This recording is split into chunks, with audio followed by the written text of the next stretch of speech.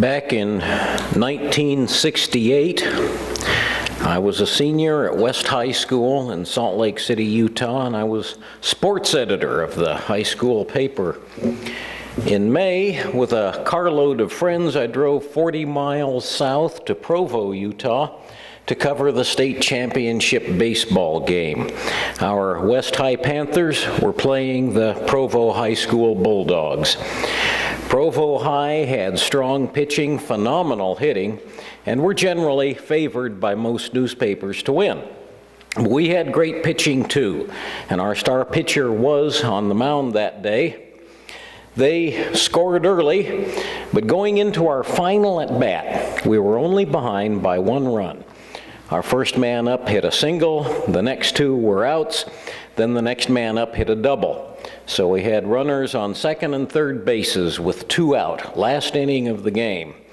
And the next batter hit a wobbly ground ball straight at the other team's shortstop, and I groaned in despair until the ball ticked off a pebble in the dirt, and it shot off course, and the startled shortstop did manage to get his hands on it, but he threw wild over the first baseman's head. Both our runners, taking off at the crack of the bat, scored before anyone could field the ball, and we won the state championship by 1 run on an error by the shortstop in our final at bat, and we cheered ourselves hoarse. The detail I remember most strikingly was filing out of the ballpark afterward. I happened to glance back down at the field, and there was the shortstop who had committed that critical error, still sitting on the infield dirt, his head in his hands. His teammates had gathered around him trying to console him, but of course he was inconsolable, and I don't know how long that mistake haunted him, how many times he replayed that throw in his mind over the years. But I remember it poignantly 44 and a half years later, and I was rooting for the other team. Life has its triumphs, but it's also full of accident, danger, tragedy, even death. And that line between triumph and tragedy can be so thin you don't even know it's there until too late. And that's what it means to be human. 1 little pebble in the infield dirt. And no matter how good you are, your life can turn around completely. Evolution itself is a matter of genetic accident. Over generations of reproduction, mutations are inevitable. An anthropologist, Ian Tattersall, argues that the very human race is only here because of multiple evolutionary accidents. The basis of life itself is unpredictability. Unique though we are, Tattersall reminds us that human uniqueness does not completely separate us from other creatures. We are creatures too. Animal violence is part of our nature, just cloaked by human civilization. We too eat and are eaten. This past week, a couple of news articles really stayed in my head, not unlike witnessing that high school shortstop's misery over his mistake. One was a strikingly beautiful, also horrible photograph of what looked like some sea creature with bird wings. A seagull had been swimming at the foot of a California breakwater when a large octopus seized it from below, and the octopus then proceeded to kill and devour the seagull. And I won't go into details, but that photo kept me up at night. I'm very glad I was not the seagull. But it was just another day at the office for the octopus. After all, how much different is that from the turkey I ate last Thanksgiving? And the other article was a remembrance of the November 29th, 1864 Sand Creek Massacre in the state where I was born, Colorado. In a spasm of anti-Indian hysteria, mounted militia from Denver attacked a camp of peaceful Cheyenne and Arapaho Indians. The Native American leader was Chief Black Kettle, who years earlier had been invited to Washington, and there his hosts had presented him with an American flag. and told him as long as that flag flew over his teepee, the Great White Father would protect him. He had treasured that flag for years, and it was flying from a pole in front of Black Kettle's teepee when the militia struck. One of the Indians tied a white cloth below the flag as a sign they did not want to fight. Black Kettle and his people huddled at the base of the flagpole, but no matter. The riders shot 28 men and 109 women and children. A few Indians did manage to escape while the militiamen were getting off their horses to cut pieces off the victims' bodies to take back to Denver as trophies. Now, I share these stories not to shock or offend, but because, just like that high school football game, they too say something about the human condition. Genocide is part of the human condition, just as much as noble sacrifice or deep expressions of compassion. Accident and error are part of the human condition as well, and violence, institutional or accidental, is also too often part of the human condition. We live in an unpredictable universe. We are descended from beasts, and frankly, we still live in the bodies of beasts. And yet we are unique in this world. We also strive to reach out from the beastly part of ourselves to envision the highest yearnings of art and the farthest reaches of the universe. We are made of chemicals born in the hearts of ancient stars. Of all the participants in creation that we know of, only we human beings, despite our limitations, aspire to reach out toward the immeasurable vastness and subtlety of our cosmic origins. As astronomer Carl Sagan put it, only we are the universe trying to know itself. Now, different people do look at all this in different ways. Years ago, I was having lunch with a Presbyterian colleague. Presbyterian, for the record, began with the Scottish Calvinists. I've mentioned before, I don't think much of Calvinism, and particularly, I don't think much of Calvin's doctrine of inherent human depravity. And to explain that doctrine, the original creedal document of English Puritans and Scottish Presbyterians is the Westminster Confession of Faith. I've quoted it before. Of human nature, this document tells us that because of Adam and Eve's original sin in the Garden of Eden, they became, quote, dead in sin and wholly defiled in all the parts and faculties of soul and body. Their corruption of nature was passed on to us, and because of this original corruption, we meaning every single human being, are utterly indisposed, disabled, and made opposite to all good, and wholly inclined to all evil. Close quote. That's what inherent depravity means. I reread the Westminster Confession every once in a while just for shock value. And Unitarianism has its beginnings partly as counterpoint to Calvin's dog's eye view of human nature. Unitarians swung to the opposite extreme. As poet and Unitarian Walt Whitman put it in Leaves of Grass, the sum of all known reverence lies not in a transcendent God, but in transcendent human nature. And according to 19th century Unitarians, people could practice self-improvement that verged on perfection. Both Presbyterianism and Unitarianism have mellowed over the years, but still you could expect some good-natured sparring anytime the conversation got to theology. And sure enough, at one point I couldn't resist asking my Presbyterian colleague, you don't really buy into that inherent depravity stuff anymore, do you? To which he replied, sure I do. People are screwed up. Which I grant we are. But to be screwed up is not to be utterly opposite to all good and wholly inclined to all evil. Extreme views of human nature, either as detestable or perfectible, either one, do not grasp the full complexity of who and what we are. Frankly, I see the doctrine of depravity as a literal license to kill. I mean, if we really are rotten to the core, we can expect to do rotten things. We may do rotten things just because we are rotten, but we're also encouraged to do rotten things because we're doing them in the name of God to rotten people who are not on God's side. Like, say, the Native Americans at Sand Creek in 1864. Or the thousands of people burned at the stake during the religious wars of the 1600s. Nor should we be naive about the perfectibility of human nature either. We are descended from beasts. And our brains, amazing though they are basically made out of beast stuff. The Sand Creek Massacre was a mass murder committed by respectable citizens of Denver, Colorado. And it's just one tiny example in a long human history of violence and atrocity.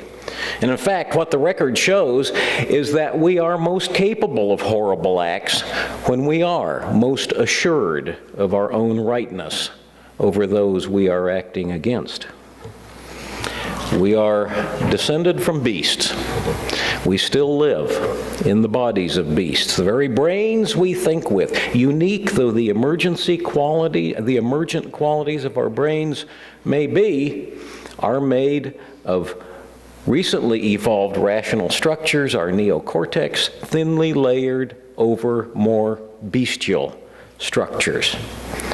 Astronomer Carl Sagan tells us that we are made out of star stuff, and that is true. But Ian Tattersall reminds us that our brains are still made of beast stuff.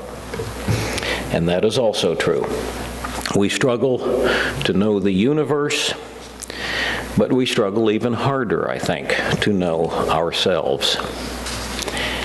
We are wonderful, terrible, complex, haphazardly evolved creatures.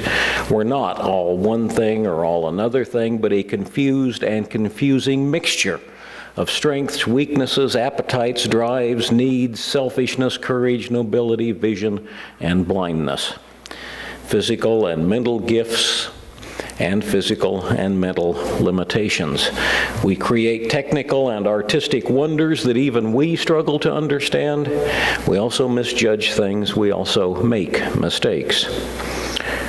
Which takes us back to that high school shortstop who, in the final inning of a state championship baseball game, threw the ball over the first baseman's head, allowed 2 runs to score, and lost the game. I cheered myself silly when that happened. But I have to say, I will be forever grateful it didn't happen to me. I have made mistakes just as big as that, and I bet you have too. I thank my lucky stars I never did it while hundreds of people were watching. But looking back, there are plenty of moments in my life, plenty of mistakes and heedless cruelties that make me cringe when I think about them. Now, this is the third in a series of sermons on the topic of acceptance. And as I've said previously, I do not think acceptance is a passive act. Rather, acceptance is a dance. Acceptance is an active business and a very inexact science. And that may go most of all for acceptance of oneself. At best, we try to balance between complacency and self-satisfaction on the one hand, and self-abuse and a self-harming sense of inferiority on the other. How do we forgive ourselves our own errors and mistakes? How do we forgive the errors and mistakes of others? How do we apply necessary discipline, rigor, and challenge to ourselves on the one side, but also necessary gentleness with ourselves and everyone else on the other? It's all the more difficult precisely because there is such a thin, fuzzy line between wonder and atrocity, genius and dysfunction, a clean throw and a game-losing error. In that baseball game, the batter had actually misjudged the pitch. He did not hit the ball well. Had he connected just a little more sharply, the ball might have missed that pebble. The shortstop would then have fielded it cleanly and thrown true, and the ball game would have ended very differently. The very nature of the batter's mistake won the game for us. And that's the way life is. That sort of thing happens all the time. Perhaps the greatest complexity of being human is that we even have what psychologists call a self. I remember with fondness my own daughter Colleen developing her sense of herself as a separate person, unique and apart from other family members and worth studying in and of herself. At the age of about 2, every time she heard someone speak her name, her whole face would light up with real delight. She'd say, "Me, me, me," as in, these big folks are talking about me. I am someone. I'm important. Evolutionary biologist Mark D. Hauser has spent years researching into primate behavior, and in a book he wrote titled Wild Minds, Hauser goes into various tests and experiments scientists have done over the years trying to understand how various other animals see themselves, their sense of self. If you put a mirror in front of some animals, a parakeet for example, they may figure out that what they're looking at is a parakeet, but they don't understand that image is actually them. On the other hand, a chimpanzee or orangutan will start out by looking behind the mirror to find out where that other chimpanzee came from, but they soon do realize it's a reflection of them, and then they begin to use the mirror to examine themselves. Researchers tried putting spots of color on an anesthetized chimpanzee while it slept, and after it revived, they showed it the mirror, and the chimpanzee understood that the colored mark was on it, not on another chimpanzee. But after quite a lot of research, scientists' best estimate of chimpanzees or orangutans is that they do not fully reach that delighted I am someone worth thinking about of a human child. Their sense of themselves compares to human self-awareness before the age of 2. Gorillas somewhat less, other primates and animals less yet. And even our human sense of self seems to have evolved over time. For just a quick example, the word greedy, applying to a person from the outside who wants lots of things, has been around for a very long time in various forms. But the word selfish, which has a deeper sense rooted in human self-awareness, is much more recent. Greed is about things outside the self. Selfishness is about what's going on in the mind, the ego, as it were. And I don't think it's coincidence that the word selfish was coined by Scottish Calvinists, the Presbyterians. It came into use just as Calvinist scholars were putting together the Westminster Confession of Faith in the 1640s. Greed is our desire for things, especially food. Selfish is broader, deeper, and it's a religious word, focused on preference for oneself over God or the things of God or the community of God. So that religiously, selfishness is actually worse than greed. In ancient Catholic dogma, greed is a venial sin. It's bad and it calls for repentance, but is not damnable just by itself. Selfishness would be closer to pride, which is a mortal sin and does, by itself, call for damnation. I don't think it's any coincidence the Calvinists invented that word. Now, this is all very complex stuff. Hundreds of books have been written on this sort of thing. But what I'm trying to get at, part of what I'm trying to get at, is that in European religious tradition, the very idea of the self has always been suspect. The self is depraved. On the other hand, the idea of saving one's depraved, worthless self by allying with a God who listens to your every word is in practice pretty egotistical. So we have a real double whammy here. Traditional Christianity is very conflicted about the self. Meanwhile, in Asian traditions, particularly Taoism and Buddhism, the idea of a separate self is basically considered a mental mistake. Through the 20th century, psychologists such as Sigmund Freud, Carl Jung, Heinz Kohut, Arnold Grun, and others did extensive research into the psychological nature of the self. Heinz Kohut, is actually the father of what's called self-psychology. And the self is not easy to nail down. A child's sense of itself does not develop independently from the adults around it any more than its physical body comes into being without parents.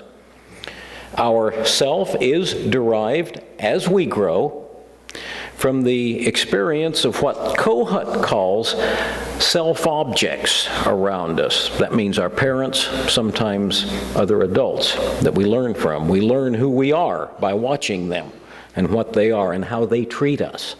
And only over time can we slowly learn who we really are apart from what other people think of us. Every life is an experiment, a mixture of the physical qualities and capacities we were born with, along with the attitudes and ideas we learned from people around us. We are small. Human life does not last very long. This me with which we get preoccupied is only the tiniest, most temporary blip on the face of the whole cosmos. And with this in mind, I think it is worth going back to that relational sense of self Buddhists talk about. We are not a separate self. That's a misconception. We are part of what Buddhists call the big I. If we think of ourselves, all humanity, all creation, as one single great self, our approach to the world becomes very different. Humility becomes important, compassion becomes important, patience becomes important. Now, I don't know about you, but I find that to be a very tough challenge. My acceptance of self is not just about me. It's about my relationship with that high school shortstop. It's about my imperfect and or profound relationship with you. It's about my relationship with family, community, and the world beyond. It is an ongoing struggle to even understand where I am in that picture, let alone how to deal with every part moment by moment. Acceptance, the inexact dance by which we balance our gifts, our challenges, our weaknesses with the gifts, challenges, and weaknesses of those around us. Self, the lifelong relationship between each of us and all that encompasses us. The dance is life. The struggle is life. The relationship is us. Let us go forth and live. Amen. May it be so.